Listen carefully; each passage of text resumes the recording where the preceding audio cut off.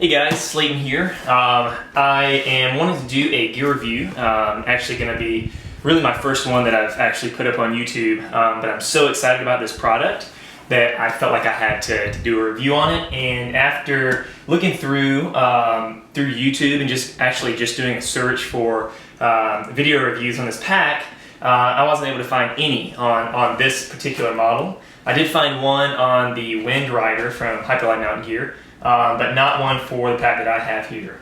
So I thought I'd go ahead and do a review on it. Real basic. I've only taken it out for one day hike at this point, so I can't attest to durability, long-term comfort, you know, on like a week-long trip or something like that. But I'm just so excited about it, I want to go ahead and do a review for you. So, as I mentioned earlier, this is a product from a company called Hyperlite Mountain Gear out of Maine.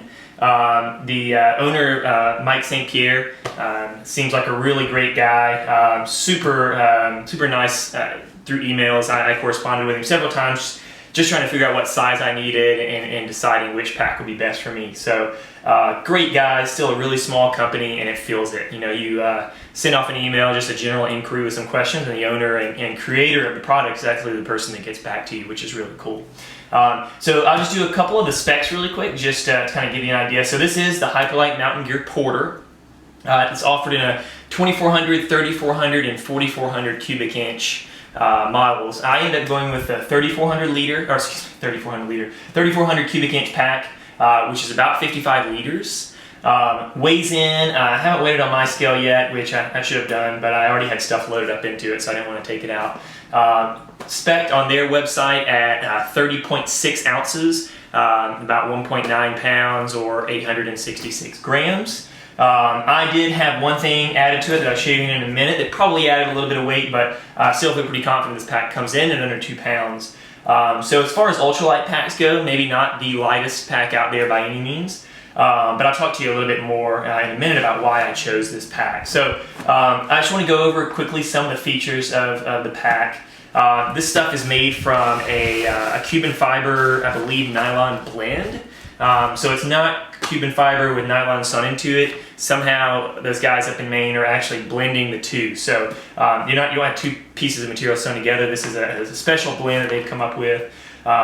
So again, Cuban fiber, I believe, a nylon blend material here. Really cool, almost translucent. You can actually see something sticking, orange showing through right there. Really just an overall nice looking pack. I got complimented multiple times on my hike. Actually every person that I saw, which was only about 5, commented on the pack, asking me questions about it. So, you know, I know style isn't everything out there, but you know, it's a little bit. So, very nice looking pack. A couple other things. I added on some bungee, so it's daisy chained all the way down on either side. There is an attachment called the Porter Pocket that you can get. So for those of you, you know, it's something I'm still trying to decide whether or not I want some sort of a big external pocket to stuff in a shelter, tarp, wet rain clothes, whatever it may be, or just easy, you know, stuff you want to access throughout the day. You can buy that. I think it's $30. I think it would be a great addition to this pack, and something I'm probably going to order relatively soon. But for starters, I went ahead and just bought some cheap shock cord here from a guy, I think it was Sergeant Knott's or something, a small retailer, again, somewhere from the Northeast, because I wanted something with a little bit of color. I didn't want to just put black on there, so I went with the lime green. I think this whole, I got like 30 feet for $8 or something with shipping, so it was pretty cheap. So I went and got that, bought a little toggle, and yeah, added that on the front. Could easily strap, you know, down jacket, rain jacket, stuff like that on the outside of the pack. So one other thing I wanted to show you here, and I went ahead and added my mountaineering rope. I'm planning on doing some mountaineering or just some scrambling that maybe has a pitch or two of you know, 5th class climbing where I'd feel more comfortable roped up. So I haven't tried it, and I actually very well may be trying it in a couple of days on just doing a little multi-pitch trip out with a friend. But this is only a 30, I believe, a 30 meter rope. Let's see, 40 meter rope. So, you know, real skinny mountaineering rope. But what I like about this pack is that it comes with this, they call it their yoke system. So it's not just a normal compression strap. So you actually get this Y-shaped yoke, they're calling it, on the top. So what I really like about that, I think that it does spread out the the compression a little bit more, so you can tighten it from both the top or the bottom. So it just puts a little bit more pressure instead of just right across the top. The other great thing, as I just showed you, is when you do put a rope in there, you've actually got two pieces of material on the top going across it, which just adds a little bit of stability to the rope. So I think that's a really, really nice feature that they put there. Does have compression straps, 3 on each side. They're buckle compression straps, really easy to get in and out. A few more additional daisy chains right here if you wanted to have something strapped in there. Tent poles. I carried my camera tripod on it last time. Really, really nice place on both sides of the pack to put some stuff, and then great compression there as well. So probably the coolest part of this pack is that it's a roll top. And I think this is probably going to go out of the frame of the camera here, but it is a really pretty tall roll top. I mean, the capacity of this pack, in my opinion, could go way, way bigger. I mean, it just kind of depends on how tall you want the pack. So it is a roll top on the pack. I'm going to move my camera down with the pack down to the floor here just so you get a better shot of some of these features here in a second. So it is roll top. Let me go ahead and talk to you a little bit about a few more things on it really quick while we got the camera set up as it is. Just nice standard shoulder straps. They are fairly well padded, you know, a little bit thicker than what you would expect on some of the ultralight packs. Daisy chains down each side, which is actually I'm going to be mounting some bungee up there, some shot cord to put 2 Gatorade bottles. Again, for a reason I'll talk to you in a second about. So real nice, comfortable shoulder straps. Nice hip belts. I mean, I was surprised. They're not super thick, but yeah, quite comfortable. I had about 20 pounds in there, and the pack carried like a dream. So this was the one thing that I had added on. It was an option, you know, it wasn't a custom feature by any means, but I do enjoy having the hip belt pockets. I'll carry my knife or multi-tool. I carry my iPhone in there, so when I want to take pictures, you know, sunscreen, snacks, whatever it may be. So I got those added on both ends. They're actually with a waterproof zipper. It's not a Cuban fiber material that this is made out of. Just some sort of like a nylon, steel nylon or something. Not steel, but maybe just nylon. But it is a waterproof or a weatherproof zipper nonetheless, so still going to give you some nice weather protection there. And then, yeah, regular sternum strap with the emergency whistle. Nothing fancy there. The back of the pack is a really nice, smooth. It felt really great the whole time. Definitely doesn't breathe all that well. I live in the desert where that's not a huge deal. I mean, as soon as I take my pack off, my back dries in a matter of minutes, so I'm not super concerned with that. But yeah, it hugs the back nicely. I mean, it fits right on my back, which I thought had a nice feel to it. There are 2 aluminum stays in there, which is really neat.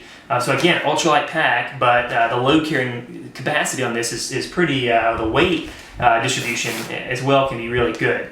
So I've heard of people having up to 40, 45 pounds in this pack. It's still carrying well. I can easily see 35 pounds being a nice carry. But you're going to get a good load transfer because there are 2 aluminum stays running up and down the back of the pack here. So cool. I'm going to go ahead and move this guy down to the floor and we'll take a closer look at that top. Alright guys, so welcome to my floor. Wanted to just to give you a better close-up view of this roll top system on the pack. Did add a nice little Hyperlite Mountain Gear patch on the back. Yeah, you know, I'm not super into this whole, you know, made in the USA. As long as it's a quality product, I'm pretty psyched on it. But it is kind of cool that it's a, you know, domestically made pack. I should have mentioned that earlier, but it is, yeah, like I said, from Maine. But I do like the fact that it's, more importantly, that it's a small company with folks that are still really psyched on customer service, and that you can tell that's a pretty high priority for these guys. So yeah, really neat in that sense. Okay, so roll top on this is just standard kind of type roll top. Male and female buckle on either end, so it gives you a couple options. You can either, once you roll it, strap it down to the side. If you're getting too tall, you can actually roll it and clip it back over. I mean, really just like a roll top dry bag of some sort. So got some options there, which is nice. And then, so this is what I like about it. I'm curious about the long-term durability on this, but I have no doubt that if something were to happen to this, or if I was unsatisfied with it, the guys over at Hyperlite Mountain Gear would help me out. So it is a Velcro top, I can already tell it's getting fuzzy. And you know, this is a pack that you open a lot. There really aren't any external pockets. So I'm curious as to how long the Velcro will last me. Sorry guys, let me stand up here. So yeah, Velcro top here. Pull out a couple of things here. I just threw some stuff in. You can't really see on the inside probably, so I apologize for that. Let me see if I can kind of get the pack roller down here. I just wanted to show you there is one more internal storage pocket here. So if you're wanting to stash, you know, keys, license, credit card, maybe stuff that you're not going to need for kind of the duration of the hike that you want to keep kind of separate, a ditty bag, something like that, I'm not sure. But you got options there as, you know, minimal weight on this. Let's just show you kind of what it looks like filled. So again, this pack could be really quite tall if that's what you wanted.